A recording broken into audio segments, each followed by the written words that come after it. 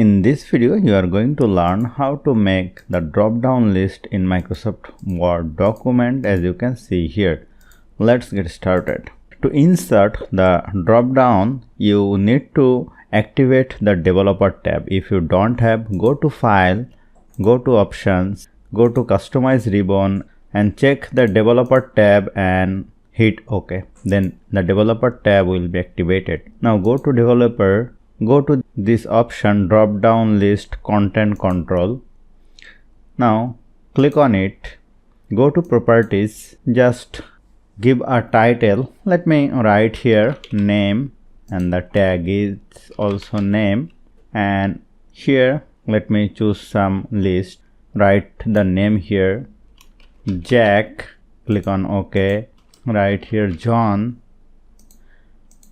write here Max and click on OK and click on OK, and here you will see the magic. You can choose the name from here very easily. So hope you found this video helpful. If you like this video, please share this video with your friends and family and don't forget to subscribe. Thank you.